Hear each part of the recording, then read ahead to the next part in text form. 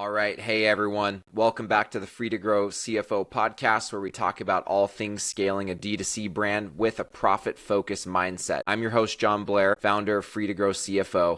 And for those of you who don't know, Free to Grow is an accounting and finance firm that works exclusively with growing profit-focused D2C brands. And what we do is we provide bookkeeping and fractional CFO services that help growing brands scale alongside healthy profit and cash flow. Today, I'm super excited to be chatting with Thomas Gleeson, co-founder of StoreHero. Thomas, thanks for joining me, man. Hi, John. Thanks very much for having me on. Really looking forward to getting into it. Yeah, it's I think the last time we were chatting on a video call was me on your podcast, and we were actually in the same building, but in different rooms. I was in Ireland. What was that? About 2 months ago.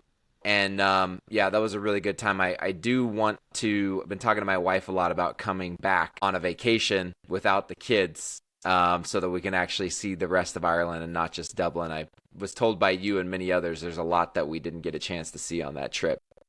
There's way more Guinness in the rest of the country as well, John. Yeah. But so yeah, look, today we're going to continue the conversation we've been having for the last few weeks, where we're talking about this balance of marketing efficiency, profitability, and cash flow as you scale. As I mentioned before, our fractional CFO firm, all we work with is scaling D2C brands that are profit focused. So we're not working with venture-backed startups that are pre-product market fit. We're talking about brands that are scaling a capital intensive business, right? Because it's inventory based and needing to do so in a self-sufficient manner, which means what? Profitability. And what's one of the biggest components of profitability for a scaling D2C brand? It's marketing efficiency. And then on the heels of that profitability equation, we need to be looking at cash flow as well.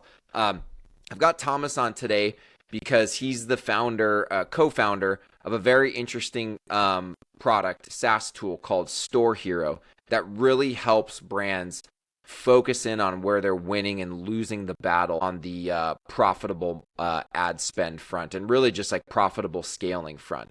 And so because of that, Thomas has a really interesting personal background that led up to his time at StoreHero, but StoreHero itself is doing some really powerful things to help brands scale alongside healthy profit. So I'm really excited to dive into this topic with Thomas's perspective. So Thomas, before we get into talking about StoreHero and some of the things that you and I are both seeing out in the marketplace as it relates to brands trying to scale profitably, tell me a little bit about your background and your journey that led you to starting StoreHero, because I think there's just a lot of very relevant information, or there's a lot of relevant history in your journey that positioned you well to come up with this idea for StoreHero and ultimately co-found this SaaS product. Brilliant. No, absolutely. And I mean, I think to your point there, it's personally for me, it's been a very lived problem. I grew up in a house with e-commerce at home. My mother's had an e-commerce business since 2004. So, I mean, you're going back to 2004, e-commerce, we all think of e-commerce today, and it's very, it's part of our nature. You jump on your phone, you buy an app, and you buy a product, it lands in your door a couple of days later. You don't really think about it too much. If you go back to 2004, e-commerce is very much in its infancy. You had to kind of convince people it wasn't a scam. So you had all of these challenges that we don't really think about today, So our family business would have been personalized gifts, so baby gifts, wedding gifts, Christmas gifts.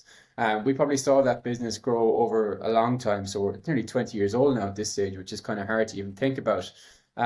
We would have seen, first of all, our business was kind of built on SEO. So we didn't run any paid ads till probably 2016, 17. I then got the job of trying to figure out how to run Facebook and Google ads around that time. And my parents, I suppose, had seen that, they got the business to a certain scale without ever spending on ads. So there was definitely a big reluctance to spend on ads, because this is something that we kind of had perceived that we got for free for a long time. Now, obviously, that's a terrible way to look at it. You should look at your marketing as an investment rather than a cost to the business. But that was kind of very much ingrained in any time I was spending money, there needed to be a clear ROI on the spend that was coming back to us. And to be honest, John, I was probably figuring out and mapping out contribution margin on a spreadsheet before I actually even knew the name for it.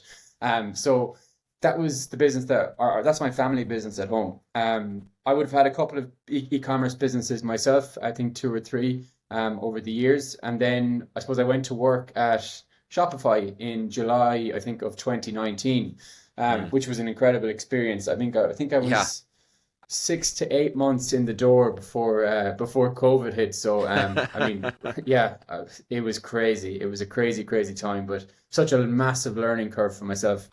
That's really interesting. So you come from a family that had an e-commerce store, definitely in the early days, the heyday of e-commerce. And funny enough, me having come out of the brand side of the e-commerce world on the founding team of Guardian Bikes, we launched, I believe, in 2016 on our Shopify store. 2016 to me, compared to today, feels like the old school days of e-commerce. In fact, there was a lot more working with lower funnel activities like SEO and Google. There was actually white space with Google pay-per-click advertising. You could still get into a product category and be like, no one else is spending on Google. That's pretty hard to find today. I don't want to say it's impossible, but it's pretty hard to find today, right?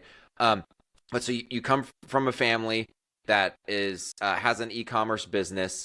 You guys transition from this kind of lower funnel, like just capturing existing demand or existing search for, search intent for products that you guys offer, to actually paid advertising. And then you go work at Shopify in arguably one of the most incredible times you could possibly be at Shopify, when there's an e-commerce boom because of COVID, right? So from those two experiences, walk me through how you met your co-founder, Carl, and ultimately why you guys landed on, hey, we've got to start StoreHero. Sure. I mean, so I started running ads around 2016, 17. We were actually on a platform called Volusion Mm. pre-Shopify. And it was really actually hard because we had the Facebook pixel in there, but none of our conversion value from the product prices and stuff like that was pulling into Facebook ads. So I could see the cost of a purchase, but I actually had no even idea of ROAS figures at that time because that data wasn't being pulled into the Facebook ads manager. And so you couldn't actually see the conversion value. So we moved over to Shopify, I think in around the same time I actually started working there, so my mother never had a queue for support because I was the support. But what I quickly started seeing was that, obviously your experience from growing up in your own business, family business, and having run your own is very insular. You know what you know, and all of a sudden, I started off in Shopify in customer support. And all of a sudden, you're talking to hundreds, if not thousands, of different businesses on a couple of monthly basis. And I quickly started seeing, I mean, it was such an amazing learning curve. There was so many different businesses doing so many different things. And I realized that I had so much to learn. And so what I kind of started doing for my parents was on a Monday evening, basically trying to create a spreadsheet to map out all of the core Shopify metrics. So, sales, new customer, traffic, conversion rates, so on and so forth. Then I decided I need to bring in Google Ads metrics, Facebook ads, Klaviyo metrics, GA4 metrics, well, UA at the time.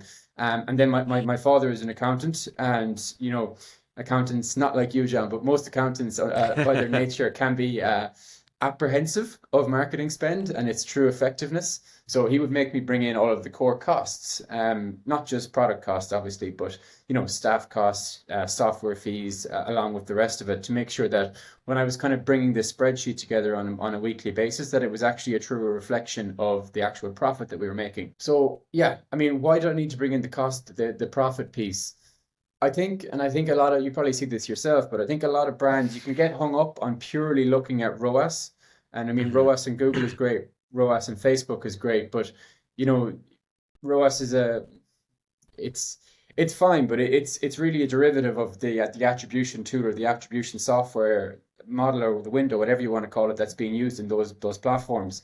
And it's, yes, it's a great indicator in terms of, is Facebook working, is Google working, but really, I mean, if you're trying to link the finance and marketing function of a business, what you really need to understand is the impact of your marketing spend on the profitability. And what I was doing for years without, again, really knowing the name for it, was trying to get to contribution margin, which in my opinion, as we kind of move towards a more cookieless world and as attribution probably gets murkier and murkier, Hmm. that's the North Star metric every business needs to follow on and work on. So in terms of, I suppose, where did Carl come into the picture and how do we join forces to make StoreHero? During my time at Shopify, I was doing my business degree in the evenings. And then final year, I had to do a business plan project. And I was like, okay, well, this spreadsheet that I've been working on for a number of years, let's try and see if I can just work on my project in something I'm actually interested in. So I spent probably 9, 10 months working on that. And this is really random because Carl and I were connected on LinkedIn, but we didn't really know each other that well. I was just about to submit my project, and Carl messaged me out of the blue and asked me to check out this project that he had started working on. And my face dropped because he presented about 85, 90% of what I had just done my whole project and actually spent a couple of years working on. And I was initially sitting there like, has my lecturers tipped this guy off, or how has this landed on my lap? Because you hear about founders and the journey they go on to try and find a co-founder, and it can be quite lengthy and really, really difficult. And the idea of starting a software business was always something I was very, very interested in. And all of a sudden, it kind of had landed on my plate, to be honest, to a certain extent. So we spent the next couple of months chatting, and we realized it was a great fit. And then we kind of joined forces officially probably around October of 2022. And I left Shopify a month later. And the rest is history, I suppose. It's so funny. We were talking about this over dinner in Ireland. We were like swapping co-founder stories, like how we found our co-founders. And my co-founder, Jeff Lowenstein, we have a similar story as you guys, in terms of like, I had been scaling Grow CFO as the only CFO on the team, but having built out some back office support and accounting function, I really wanted to partner with someone. But for us, the guiding principles that really set the direction for our business are near and dear to my heart. And there's only so many people out there who are going to align with our core values and our purpose and reason for existing.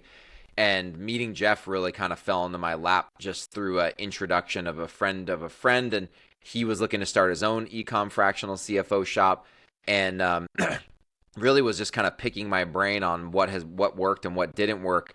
And I realized here's a guy who had a complementary skill set to me, not exactly the same, right? Because like I always say in business, two people who are exactly the same means one of them is useless, right? He very much complemented my weaknesses and vice versa, and very much aligned with our core values and guiding principles, which I believe is very, very hard to find. And I was like, wow, I convinced him.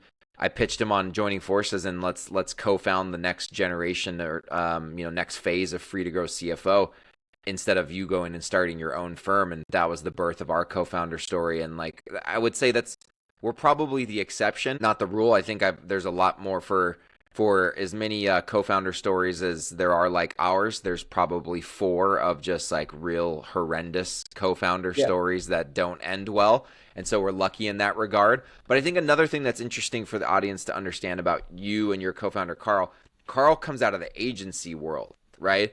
And so him having did he own an agency? Was that part of his journey?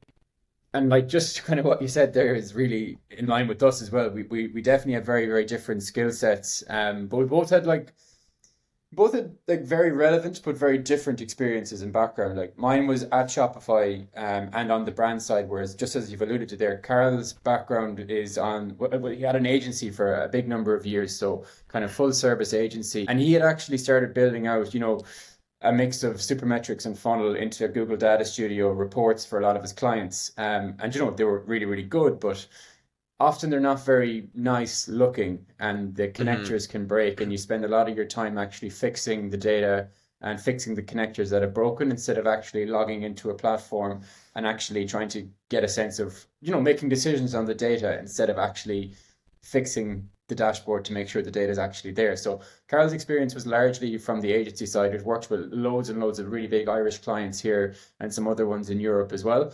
And we probably ran into a lot of the same challenges I ran into from the other angle, where a lot of clients were asking for, this is fine, the ROAS reporting is fantastic, but really, can you tell me how much profit I've generated after this marketing spend? And, when we joined forces and we kind of started chatting around this, it was a bit of one of these moments you're like, how does this not exist? Like, contribution margins as a term was definitely in its infancy. By the way, I still think it's very much in its infancy for the e-commerce industry, but even going back 18 months ago, it wasn't as much of a talked about term as it is today. So we kind of joined forces and said this was something that the market really needed. And thankfully, I think we backed the right horse. It's funny because I originally am an accountant before becoming a brand operator and a CFO, right? And so contribution margin is it's an accounting term, really. I have a certification in the States called the CMA, which is Certified Management Accountant. It's kind of, this is a poor description, but this is what it's known as. It's kind of the cost accounting equivalent of a CPA in the States, right? And contribution margin is a management accounting term that's been around for a really long time. And you normally only heard about it in a managerial accounting classroom setting or a managerial accounting textbook. And so what's funny is that I was talking about contribution margin much earlier in my career in different settings, and most founders looked at me like I was crazy, like what I don't care about this, right? It's gross margin, it's EBITDA, even just the GAAP way of looking at a P&L, which is like breaking out operating costs into SG&A, selling costs, R&D. It's interesting because at Guardian Bikes, 7-8 years ago, we were talking about contribution margin, but their CEO and a business school friend of mine, Brian Riley, he originally had a finance background. So like, even though he was the CEO and he was kind of the marketing and product visionary, he had a finance background. So contribution margin was a term that made a lot of sense to him, that he knew deeply. So we were talking about it 8 years ago. But I think you're right that this old term that's always been there in the accounting world is now becoming mainstream, because the reality is understanding, reorienting the profit equation, right? I actually just wrote a post about this today on LinkedIn. Profit is not revenue minus expenses. Profit is contribution margin dollars minus fixed costs. That sounds possibly like just semantics, but it's not just semantics. The underlying concepts within contribution margin dollars minus fixed overhead is a much different way to look at your business and your profitability equation, and understanding what those things mean is key. And so one thing that I want to chat about here a little bit is like, what conversations are you and Carl out there having? Because you guys have created StoreHero, which is a piece of software that, amongst other things, helps brands calculate and analyze their order level and SKU level contribution margin, right? So you guys are on the forefront of helping brands calculate contribution margin. You're helping them bring in the data sources into your platform that ultimately drive those calculations and drive that reporting. In doing that day to day, what conversations are you out there having with founders over and over again? What are you seeing about founders' ability to like internalize the contribution margin concept? Yeah, I mean, really, really good point. It's a lot of education still on what it actually means. People can understand it, but you can see the moment the light bulb goes off and they actually realize, what this actually means. And again, we're not talking anything revolutionary here, and it definitely is a term that's becoming more and more mainstream in e-commerce. But there still is a huge gap in understanding industry-wide around what contribution margin actually is, what it stands for, and how you can really utilize it to almost reorientate how exactly you look at your marketing for your e-commerce business, and how you, again, look at contribution margin minus OPEX equals EBITDA, because there's still such a massive gap in education between just in the industry as a whole. And in terms of, I suppose, conversations that we're typically having with brands, a lot of agencies, the good agencies, are moving their reporting way more towards contribution margin. Some agencies, the way they're structured, the way their strategies are structured, they are not inherently maximizing contribution margin dollars. And to be clear, a lot of them aren't doing it on purpose. They're not seeking to minimize contribution margin dollars, right? It's just that their playbook doesn't have alignment between the activities they're doing and driving contribution margin dollars. And so if that gets exposed, it really exposes the underlying issues with their whole playbook. And I'm actually seeing that more and more. Like, agencies are embracing it, or they're like, please stay away. I don't want your help showing this to my client. Are you seeing the same thing, it sounds like? Oh, so much, so much. To be honest, it's more validation for us that we're on the right track. That's the kind of attitude good and bad agencies have towards us. The good agencies like really want it because it really shows off the work that they are doing. Again, like what we're talking about here is nothing revolutionary. Again, we've said that a couple of times, and I think it's worth going back to understanding how has e-commerce functioned for so long Hmm. without this term, which sounds so blatantly obvious to me and you. How has this never come to the forefront for a lot of brands? Or how has e-commerce matured to a point where there's millions of Shopify stores out there and this hasn't been the fulcrum in which businesses spin on to a certain extent? And I think it goes back to, years of cheap CAC and ROAS on Facebook and Google. If your margins were so good from your advertising spends on those platforms, you really didn't need to understand the boring part of your business, like, margins and costs and that whole thing. That all took care of itself as long as you were spending on Meta and Google and the return on the advertising spend was so good. And let's face it, it was for so long.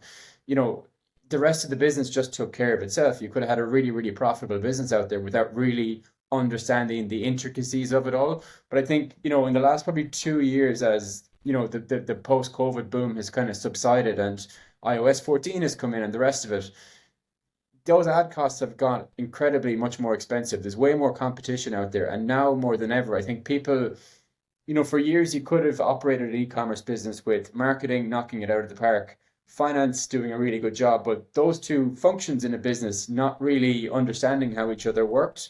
Hmm. But I think to grow a successful e-commerce business today, that intersection between those two functions is where the rest of the business needs to build from. Because if your marketing team don't understand deeply the unit economics, or your agency don't understand the unit economics of your business, and your finance team are building out, forecasts or reports for the year, and they don't understand the marketing lingo to a certain extent, you have two functions who need to lean on each other, really not understanding each other. And if that's the way your business is going to try and operate, that's a really, really that's a really difficult environment to operate in when those ad costs, if you look at an e-commerce business, the gas that you have to accelerate is your ad spend, it's your marketing budget.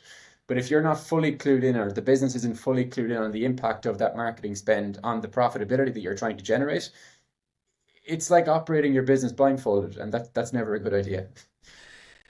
Yeah, so there's something I want to bring into this conversation for us to chat about that you and I actually haven't talked about this before specifically, but it's something it's a pattern I'm starting to see, which is that it's built around this concept of monthly budgets and targets to give to an ad buyer or give to your agency.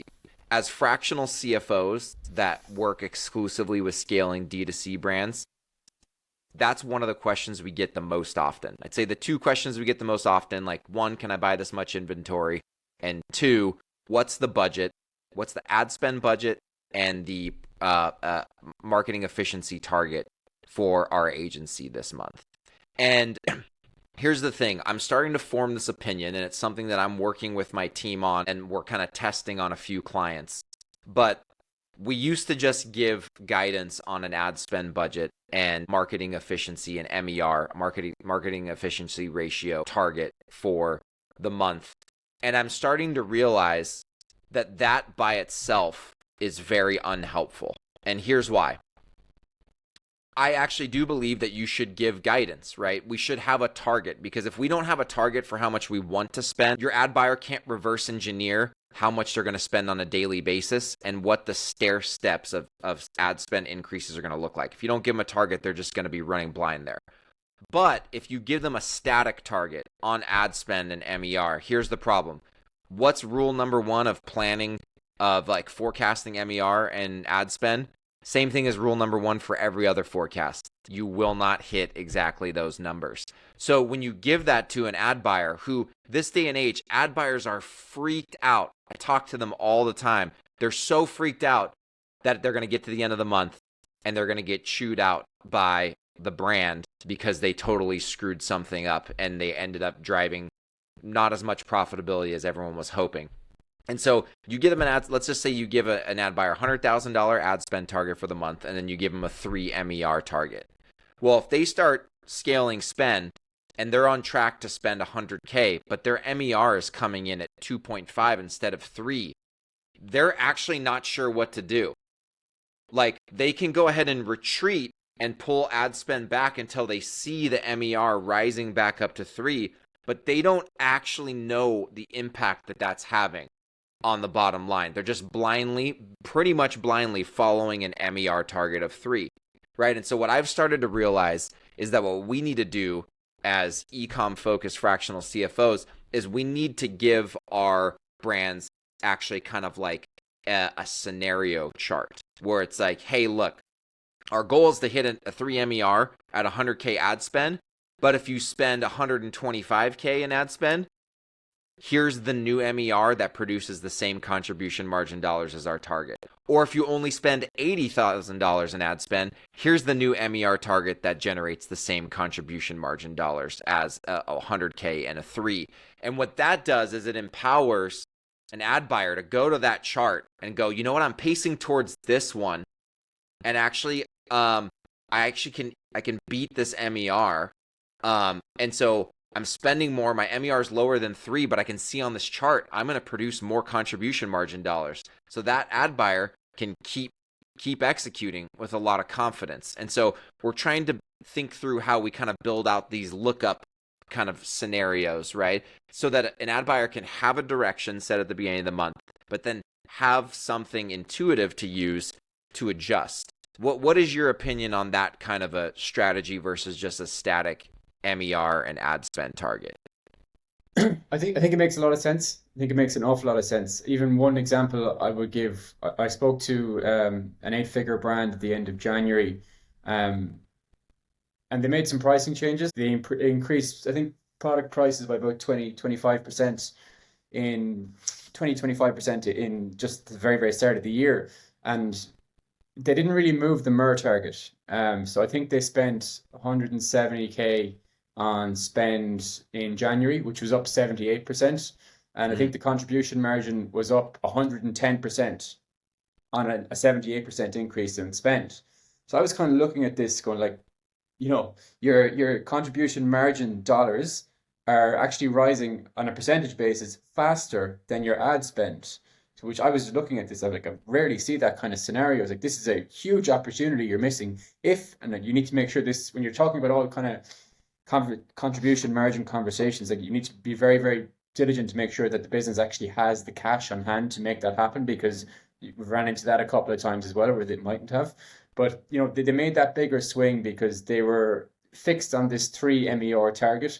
I think in February they increased spend from, I think it was 169 to, I think it was 270. So a pretty substantial increase, based on the conversation that we had at the end of January. And month over month from January to February, contribution margin rose by, I think it was 70%. So, you know, but the MER actually dropped by about 15%, 15 to 20%. So substantially more at a reduced MER. And I think to your point there, if they had had a chart like that where, you know, you can drop MER to a certain extent, in line with increased levels of spend, that's probably what they were missing. And that didn't give them, you know, they actually, based on the year targets that they had hit for January, they had a 3 MER and everything was going well. They were actually planning to spend the exact same amount in February because they had hit their target. Now, what we saw was we did a substantial increase in spend, reduced MER below what they had initially anticipated, but actually the profitability of the business was much better off in February than in January, even though they were below target. So I think the matrix that you've kind of outlined there in terms of understanding that and giving that to media buyers is incredibly valuable. What I would probably ask you is, like, do you think most brands have the wherewithal or the tools in front of them to actually create what that plan or that outlook actually looks like? Obviously, a lot of the brands you're working with as a fractional CFO will have that level of guidance, but I don't think most brands are at that level, unfortunately. No, they definitely they aren't. And that's why I'm realizing that as CFOs for scaling ecom brands, we need to provide that intelligence. And I want to connect this back to what you were saying before about like the need for finance and marketing to be communicating and working together. Is that like your finance team needs to understand marketing at a high level. They need to be able to understand the jargon and the acronyms and understand mathematically what they mean and how they tie back to the financials. And likewise for the marketing team, right? They need to understand things like MER and contribution margin and how they tie to the financials. But at a basic level, they need to be really good at marketing, right? And so what I've found is like, hey, yeah, in a perfect world, you'd get your marketing team like super schooled up on finance, and they would be super badass because they actually really get all this stuff and can internalize it, and they can create their own spreadsheets. But the reality is in practice, what are we asking these marketers to do? We're asking them to work outside of their job description. And so really in practice, where I'm starting to see finance's ability to partner with marketing in the scaling and e-com brand context is, let's provide them with these tools like that lookup chart, right? Where they don't have to necessarily understand how we did the math to come up with those numbers, but they should understand that contribution margin dollar maximization is bottom line profit maximization, right?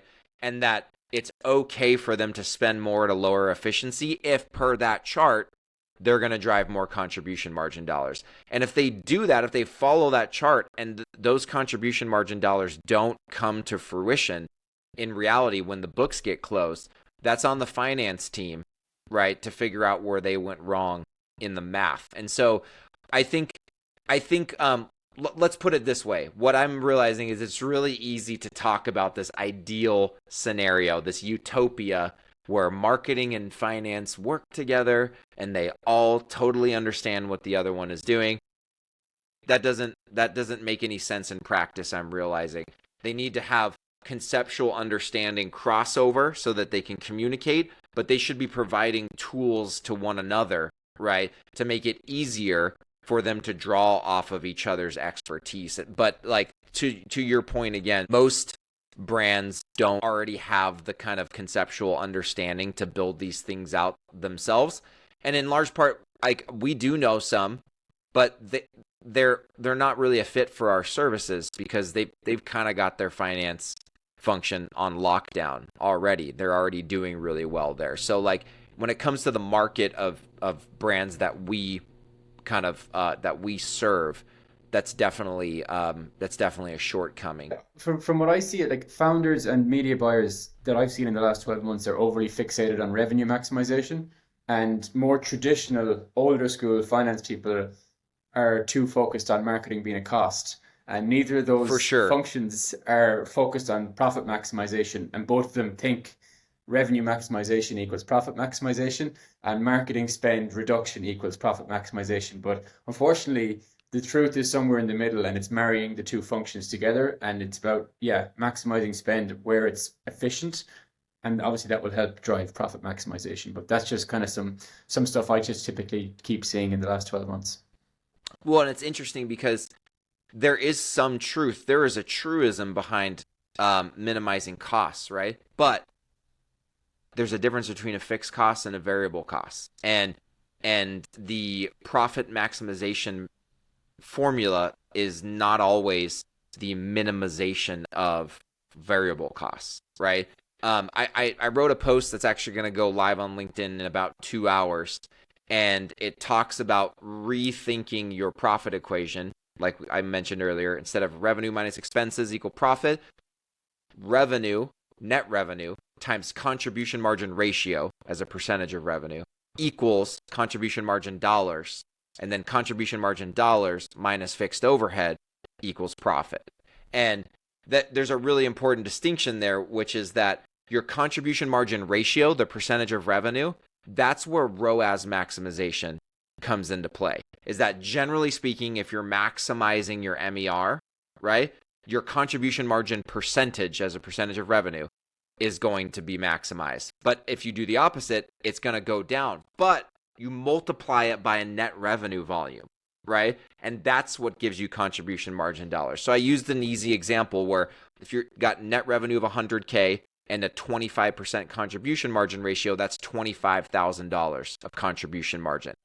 But let's say you could increase ad spend and hit 150K in net revenue at a 20% contribution margin ratio. That's a lower contribution margin ratio, but guess what the contribution margin dollars are? 30K instead of 25K. So if you operate the same fixed costs in both those scenarios, you made $5,000 more by increasing revenue to 150K and letting your contribution margin ratio come down by 5% of revenue because you're letting your MER fall. Now, word to the wise, warning, I'm not saying that this math means if you do that for your brand, your profit is going to go up. What I'm saying is understand these dynamics so that when you're sitting down and you're working with your ad buying team and they're talking about different MERs they can hit at different spend levels, don't just discount a lower MER at a higher spend and assume it's not going to maximize profit. It could, but you need to understand conceptually this math to forecast out if it's going to be better or worse for your bottom line.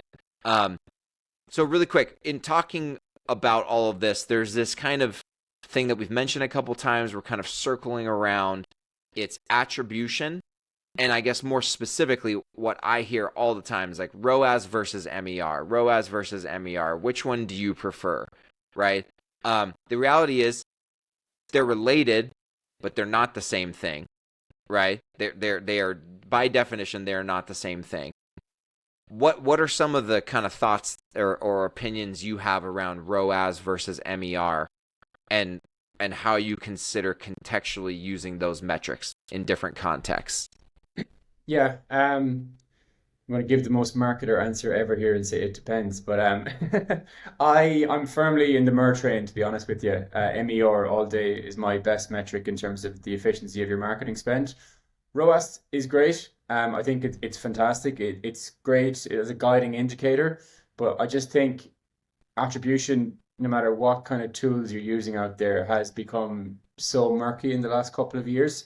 And it misses a lot of the picture from a margin perspective as well. That I think MER just cuts out the noise, and really just gets to the point a lot quicker, in my opinion. I think ROAS on a channel level absolutely is really, really important. And on a campaign level, obviously it has to be, because your MER is more of a business principle rather than a campaign level ROAS driven principle. But ROAS is obviously still really important on a campaign level. But if you're looking to gauge the effectiveness of marketing on a business, MER, in my opinion, is the only way to really do that accurately.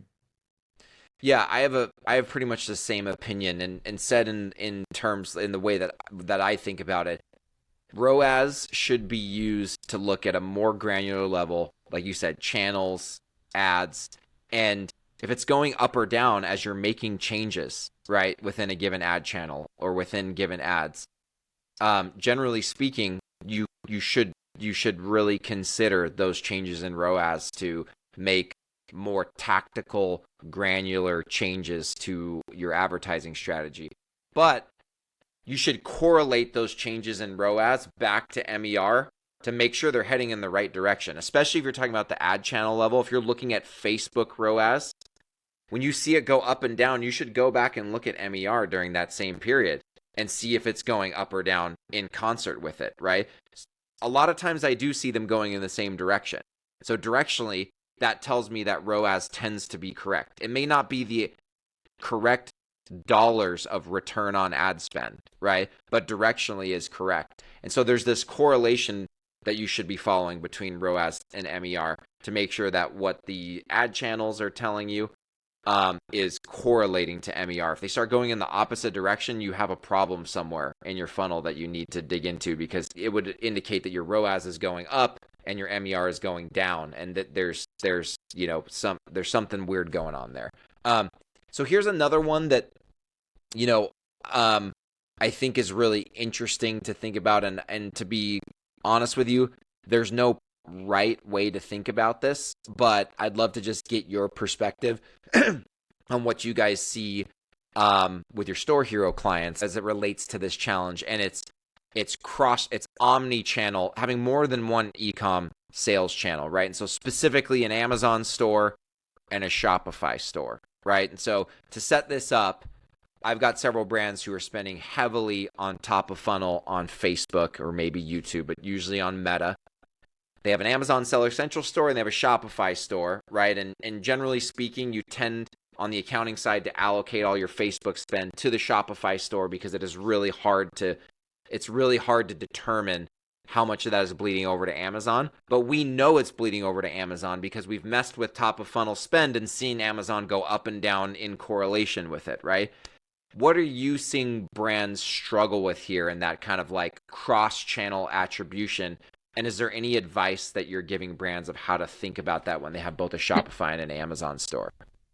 Yeah, big time. And the third one I'd probably add in there is probably POS locations as well. Mm, I think there was a stat a couple of years ago that typically when brands open a new physical location, even online sales for that region will have a spike of up to 30% in the first month. So, you can't discount the impact of a physical location on your Amazon and your Shopify store as well.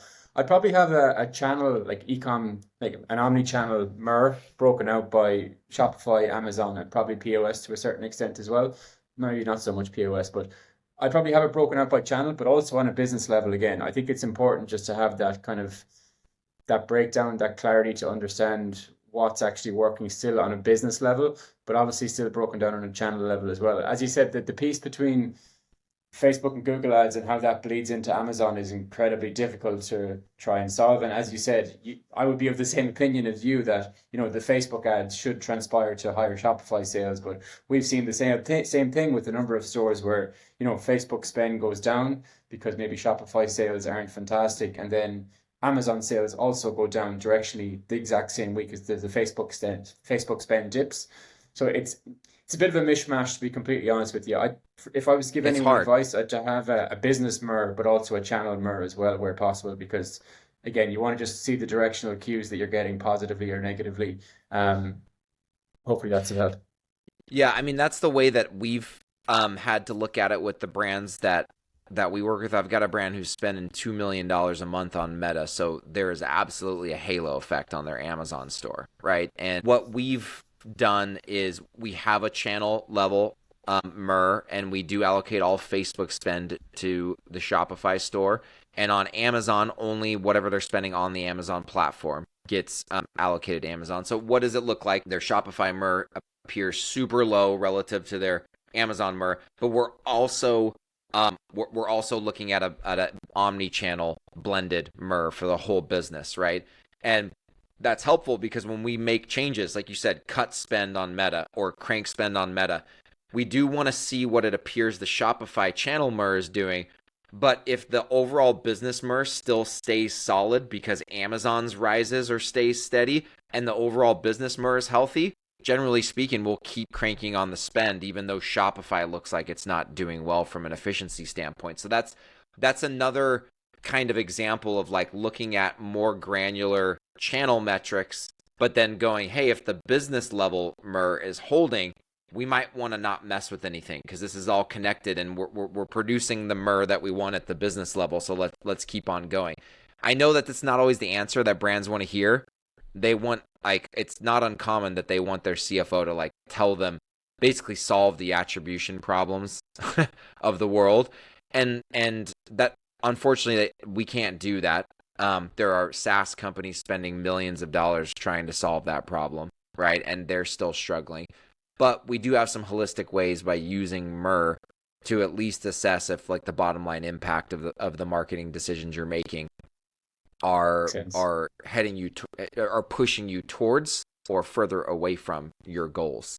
So coming back to StoreHero, this is a tool that helps you, again, amongst other things, measure your order level profitability with a contribution margin lens, your SKU level profitability with a contribution margin lens. Also allows you to look at your company's profitability because you guys are pulling in fixed operating costs as well, or the system has the ability to do that.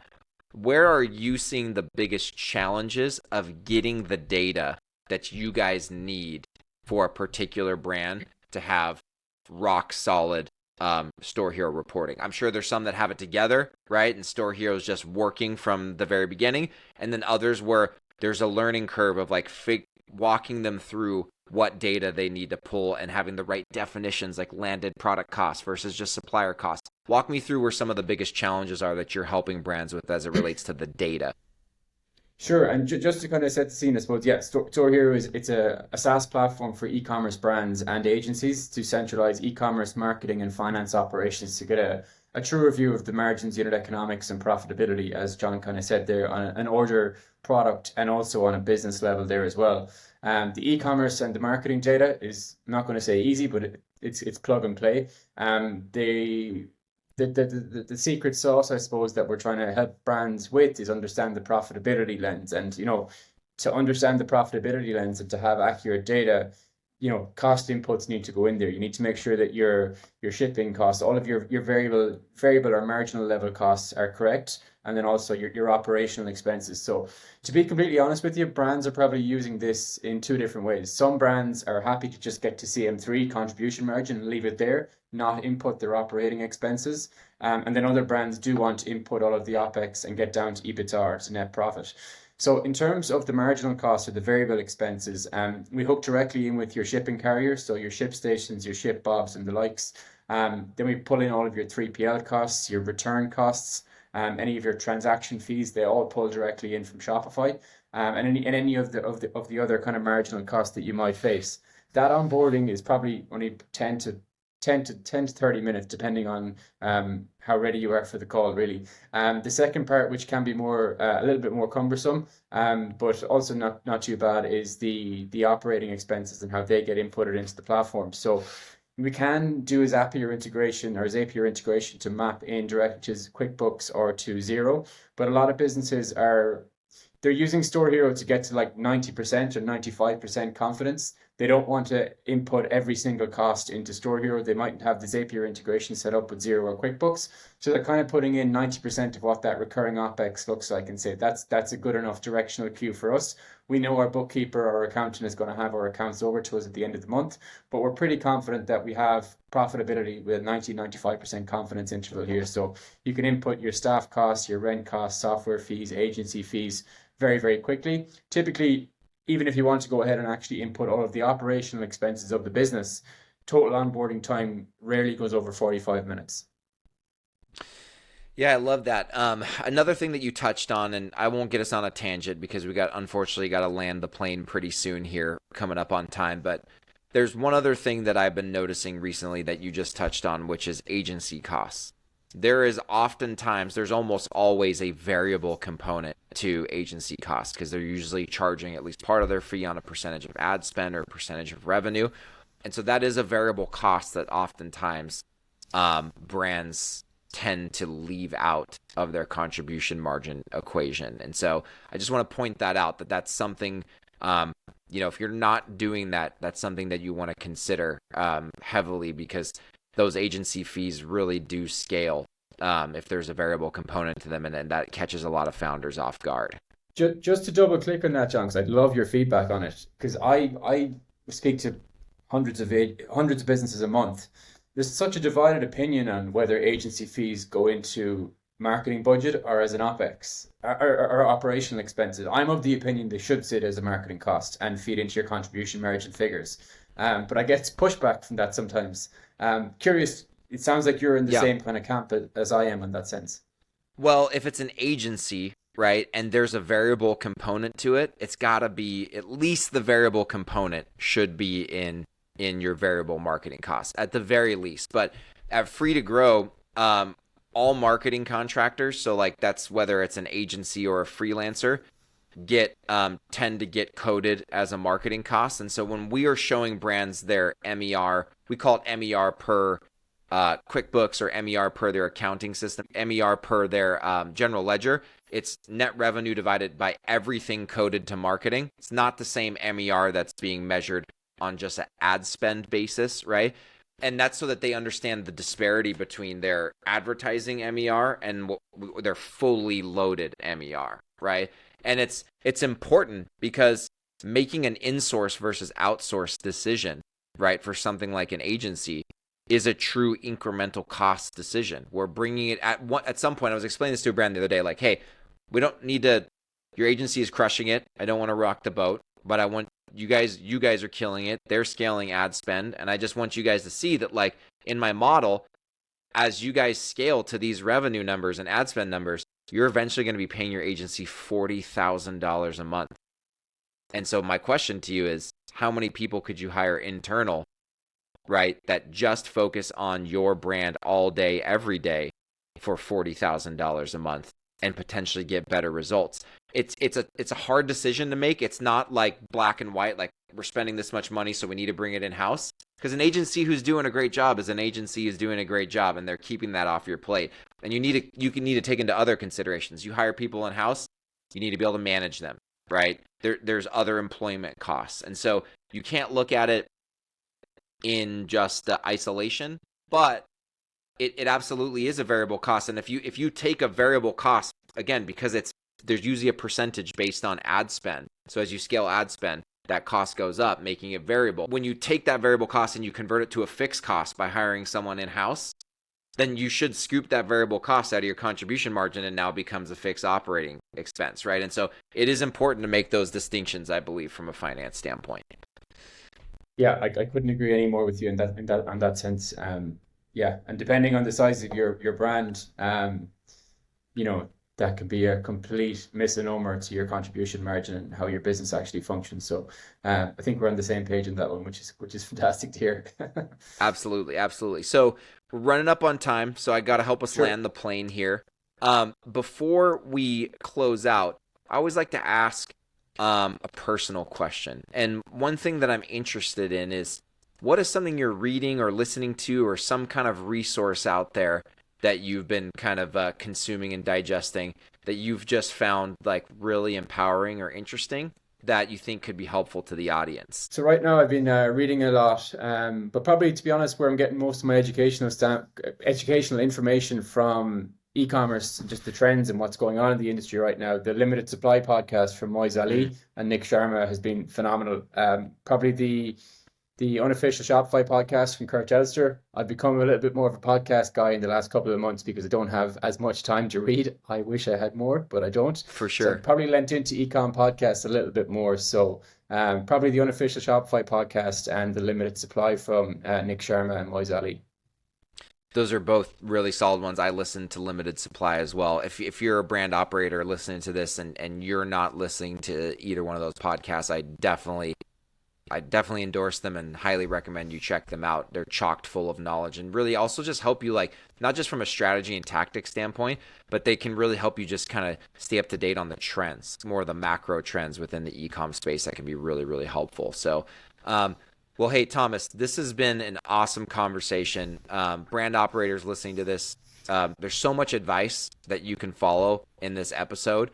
But, if you're interested in finding out more about Thomas or about StoreHero, Thomas, where can people find out more about you guys? Sure. So you can head over to storehero.ai. You can get me on LinkedIn at Thomas Gleeson, and more than happy to chat with anyone, set you up with a free trial and do an initial free consult to help you get the most out of StoreHero and the most out of your business.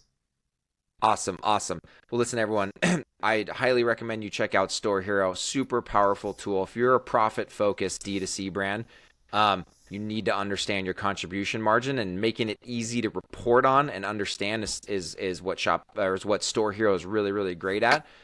So yeah, I appreciate everyone tuning in.